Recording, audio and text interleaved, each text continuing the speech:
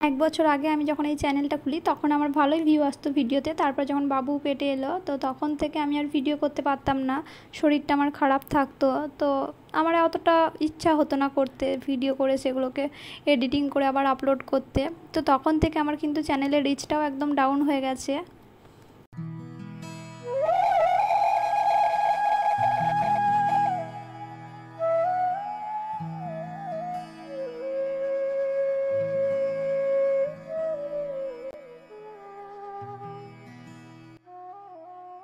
Hello everyone, আমি তানভি। আমার নতুন একটা ব্লগে তোমাদের আবারও ওয়েলকাম করছি।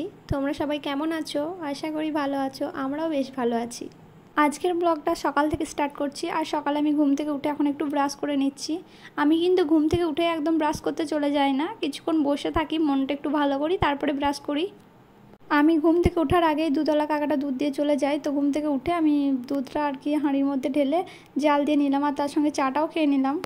আর এখন আমি নিচের বিছানাটা ঠিক করে নিচ্ছি। এই বিছানাটা বাবুর জন্য করা হয়েছে, মানে এখানে পাতা হয়েছে। তার কারণ হচ্ছে বাবু এখন গোটা ঘরে ঘুরে বেড়ায় হামাগুড়ি দিয়ে, আর ও এখন খাটে শুইয়ে রাখলেও তো পড়ে যাবে। তাই ও যখন ঘুমিয়ে যায় তখন এই নিচের বিছানাটায় শুইয়ে রাখি, তাহলে আমরা কাজটা ভালো করে করতে পারি, আর ভয় থাকে না যে বিছানা থেকে ঘুম থেকে উঠে পড়ে যাবে তার। বিছানা ঝেড়ে এখন এই যে ওষুধের যে প্যাকেটগুলো আছে এগুলো ফেলে দিলাম। তার কারণ হচ্ছে বাবুর ঠান্ডা লেগেছিল, তখন এই ওষুধগুলোকে খাওয়ানো হয়েছিল। আর বাচ্চাদের ওষুধ সিল কাটার পরে সেই ওষুধ 1 মাস পর্যন্ত খাওয়ানো যায়, তারপর আর খাওয়ানো যায় না। আর অ্যান্টিবায়োটিক ওষুধ হচ্ছে 1 সপ্তাহের মতো মধ্যে খাওয়ানো যায়, তারপর আর খাওয়ানো যায় না। খাওয়ালে হয়তো কোনো ক্ষতি হবে সেরকম নয়, কিন্তু আমি ডাক্তারের কাছে যতটা শুনেছি আমাকে বলেছেন ডাক্তার যে 1 মাসের মধ্যে সেই ওষুধটা কাজ করে, 1 মাসের পরে সেই ওষুধটা আর ততটা ভালো কাজ করে না। তাই এরকম কত প্যাকেট ফেলে দিয়েছি। বাবুর যখন শরীর খারাপ হয় ওষুধ 1 বার 2 বার খাওয়াই, তারপর যখন ভালো হয়ে যায় সেই ওষুধটা আর খাওয়ানো হয় না, তাই ওরকম ওষুধ অনেক ফেলে দিতে হয়। এখন চা পেয়েছি ঘুগনি, 10টায় আজকে করেছিলাম ঘুগনি। তো সবাই খেয়েছে ঘুগনিটা মুড়ি দিয়ে, আর আমি খেয়েছি ভাত দিয়ে। তো ঘুগনি মুড়ি খাওয়া হয়ে গেছে সবারই, আমারও খাওয়া হয়ে গেছে। আর এখন আমি একটু রেস্ট নিচ্ছিলাম। তো তারপরে যে আবার দুপুরে রান্নাটা চাপাবো। আজ আমি তোমাদের সঙ্গে শেয়ার করব আমার ইউটিউব জগতে কেন আসা বা ব্লগিংটা কেন আমি স্টার্ট করেছি। তো আমি সবার প্রথমে আমার পরিচয়টা তোমাদের সঙ্গে শেয়ার করি। আমার নাম তানভি, আর এটা আমার একটা বাংলা ব্লগ চ্যানেল, তোমরা দেখতেই পাচ্ছ। আর আমি নতুন মা হয়েছি, আর আমার সংসার জীবনও 3 বছরের। তো আমি আমার সংসার জীবনের ডেলি লাইফস্টাইল ব্লগ, আর এখন নতুন মা হয়েছি যেহেতু, তো আমার বাবুর কীভাবে যত্ন করি, খাওয়া দাওয়ার যত্ন, সব কিছুই তোমাদের সঙ্গে শেয়ার করি। আজকের ভিডিওটা যদি তোমাদের ভালো লেগে যায় তো প্লিজ একটা লাইক করে দিও। আর এরকম নতুন নতুন ভিডিও দেখতে চাইলে আমার চ্যানেলটা সাবস্ক্রাইব করে আমার পাশে থেকে যেতে পারো। আসলে আমি ফটো তুলতে বা ভিডিও করতে খুব ভালোবাসি। তো আমি যখন ভিডিও দেখতাম, আগে অনেক ব্লগিং চ্যানেল দেখতাম, তো তখন ভাবতাম যে আমিও যদি ব্লগিং করতে পারতাম। কিন্তু তখন আমার হাজব্যান্ডের ইচ্ছা ছিল না যে আমি ব্লগিং করি বা কিছু। তো তারপরে ওকে অনেক বলে বলে রাজি করাই, তারপরে ও রাজি হয়। আর এটা যেহেতু আমার ডেলি লাইফস্টাইল ব্লগ চ্যানেল, একটা ব্লগ চ্যানেলে কিন্তু আমরা সব কিছু ভিডিও আপলোড করে থাকি, হাসি খুশি দুঃখ আনন্দ সব কিছুই। তো সেগুলো যদি আমি শেয়ার করে রাখি তো পরবর্তীকালে সেই ভিডিওগুলো দেখে আমাদের মনটা অনেকটা ভালো হয়। আর এত এত ভিডিও করে তারপরে গ্যালারিতে রেখে দেওয়া তো সম্ভব নয়। তো ভিডিওগুলো করে যদি আমরা একটু সাজিয়ে গুছিয়ে সবারই সঙ্গে প্রেজেন্ট করি তো তাদেরও ভালো লাগবে, আর আমাদেরও পরবর্তীকালে সেগুলো দেখা হবে। আর এটা ভেবেই আমার ব্লগিং চ্যানেলটা খোলা। তো যখন আমি চ্যানেলে কাজ করছি, কাজ করতে করতে কিন্তু আমার এই জিনিসটার প্রতি আরও ভালোবাসা বেড়ে গেছে, ব্লগিংয়ের প্রতি।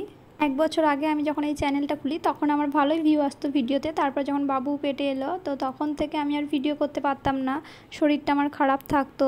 তো আমার অতটা ইচ্ছা হতো না করতে, ভিডিও করে সেগুলোকে এডিটিং করে আবার আপলোড করতে। তো তখন থেকে আমার কিন্তু চ্যানেলের রিচটাও একদম ডাউন হয়ে গেছে। জানি না এই চ্যানেলটার গ্রো করবে কি না। এই চ্যানেলটা যদি আর গ্রো না করে আমি আবার নতুন একটা ইউটিউব চ্যানেল খুলবো, তো সেখানেই ভিডিও আপলোড করব। কিন্তু ইউটিউবিংটা আমার ছাড়ার এখন ইচ্ছা নেই। তার কারণ হচ্ছে ব্লগিংটার প্রতি আমার একটা ভালো লাগা জন্মে গেছে। আর সবারই ভালো লাগা দেখলে তো শুধু হবে না, আমার নিজের ভালো লাগাটাও তো দরকার। সব শেষে আমার নিজের ভালো লাগাটা আমাকেই দেখতে হবে। তাই আমি আমার ভালো লাগা জিনিসটা কেন ছাড়বো। আমি এখন এইদিকে বাবুর জন্য খাবার তৈরি করছি। আজকে ওকে ক্যাপসিকাম আর লাউ দিয়ে একটা তরকারি করে দেবো। এক দিন ওকে এক রকমভাবে তরকারি করে দিই, মাঝে সাঝে বেশিরভাগ দিন ওকে খিচুড়িটাই করে খাইয়ে দিই। তার কারণ হচ্ছে ও তো একদম খেতে চায় না, বায়না করে। তো তার কারণ ওকে খিচুড়িটা করে একসঙ্গে খাইয়ে দিই, চেপে ধরে তো খেয়ে নেয়। আর এটা ওটা একবার করে দিতে গেলে হয়তো কোনো টেস্ট ভালো লাগে, তখন আর ভাতটা খেতে চায় না, সেটাই খেতে চাই। কিন্তু ওরা বাচ্চা হলে কি হবে, ওদেরও তো মুখে মজা আছে, স্বাদ আছে, প্রত্যেক দিনকে আর খিচুড়ি খেতে চাই। তাই আমি চেষ্টা করি এক এক দিন এক এক রকম তরকারি ওকে করে খাওয়ানোর। আর আমি দেখেছি ওকে যদি কোনো দিন কোনো 5 ফোড়ন দিয়ে বা অন্য কিছু দিয়ে তরকারি করে দিই বা একটু গোলমরিচের গুঁড়ো দিয়ে তরকারি করে দিই, তো ও সেই দিন খাবারটা ভালো করে খেয়ে নেয়। আর যেদিন আমি ওকে প্লেন একটু নুন হলুদ দিয়ে রান্না করে দিই না, সেদিন একদম খেতে চায় না। আমার এই ভিডিওটা কিন্তু 15ই আগস্টের আগের ভিডিও, এতদিন আপলোড করব করে করা হয়নি। তো আগের দিন ওর পাপা ওর জন্য এনেছিল, পাতাকা কিনে এনেছিল, তো সেগুলোই আমি রেখে দিলাম। আর আমার এদিকে রান্নাবান্নাও কমপ্লিট হয়ে গেছে। রান্নাবান্নার পরে আমি কিচেনটা একটু ভালো করে মুছিয়ে প্রত্যেক দিন পরিষ্কার করে নিই। তার কারণ হচ্ছে কিচেন রান্নার পরে পরিষ্কার না করলে পিঁপড়ে পোকা মাকড় আরশোলা এটা ওটা হয়, আর আমার একদম নোংরা হয়ে থাকলে ভালো লাগে না। তো তার জন্য আমি যত কষ্টই হোক তো একটু কিচেনটা মুছিয়ে পরিষ্কার করার চেষ্টা করি। আমি এদিকে কিচেনটা পরিষ্কার করছিলাম, আর ওইদিকে আমার বেটু কাঁদছিল আমার কাছে আসার জন্য। তাই আমি একটু তাড়াহুড়ো করে কাজ করে ওর কাছে আবার যেয়ে খেলা করতে বসলাম। কি এটা কি এটা কি আই লাভ মাই এটা পড়ে যাবে, এই হাতে পড়ে দি, এই হাতে দিয়ে দেবো, এই হাতে দিয়ে দেবো, হাতে দাও, তাই না দিয়ে দিই, দাও ও হাতে দাও তুমি। বাবা বাবা I love my India, India I love my India. বাবা আমার কই, আমার হাতে তো নেই, দাও এটা আমি পড়ি, দাও দাও।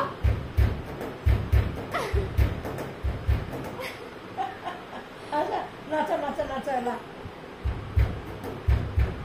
বাবুর সঙ্গে একটু খেলা করলাম, তারপর ওকে একটু ভুলালাম, ভুলিয়ে ওকে এখন মায়ের কাছে রেখে আমি এসেছি ঝাঁট দিতে।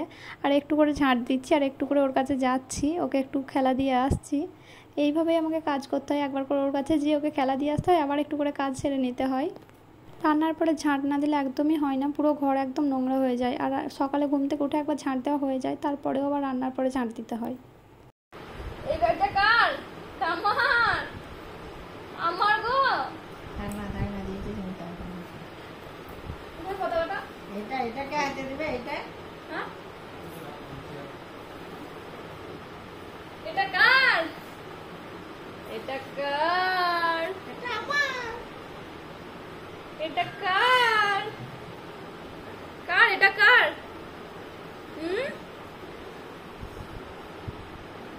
দেখে দেখে দেখে দেখে এসো এসো। রায়ান তাকাও তাকাও, এইদিকে তাকাও Ryan. I love my India এরকম পতাকার কোথায় আছে গো বাবু? রায়ান এইদিকে ওর পাপা আবার একটা পতাকা নিয়ে এসেছে, যেটা কাপড়ের, ও যতই খেলা করুক ওটা নিয়ে ছিঁড়তে পারবে না। তো তার জন্য ও এই কাপড়ের পতাকাটা একবার দেখছে আর ওই পতাকা দুটো একবার করে দেখছে। এখন বাবুকে গোসল করিয়ে খাবার খাওয়ানো কমপ্লিট, আর ও এখন ঘুমাবে। তো মাই ওকে ঘুমটা পাড়িয়ে দেয় বেশিরভাগ সময়। আমাদেরও দুপুরে খাওয়া দাওয়া কমপ্লিট, আর বাবু এখন ঘুমাচ্ছে। তো তারই ফাঁকে আমি এই যে শুকনো কাপড়গুলো তোলা ছিল ওগুলো ভাঁজ করে রেখে দিচ্ছি। তো ও ঘুমানোর যতক্ষণ ঘুমাবে ততক্ষণ আমি আমার হাতের কাজগুলো সেরে নিতে হবে, কারণ ও ঘুম থেকে উঠে গেলে আমি আর কাজ করতে পারবো না।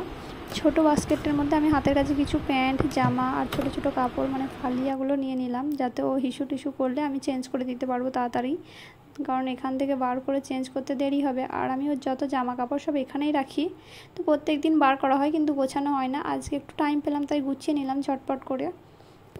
বাবুর জামা কাপড় ছোটো তো অন্য জায়গায় রাখলে খুঁজে পাওয়া যাবে না, তাই ওর জামা কাপড়গুলো সব এখানেই রাখি, যেগুলো প্রত্যেক দিন পরে সেগুলো। তো চলো আজকের ব্লগটা এখানেই শেষ করছি, দেখাবে নেক্সট ব্লগে, টাটা।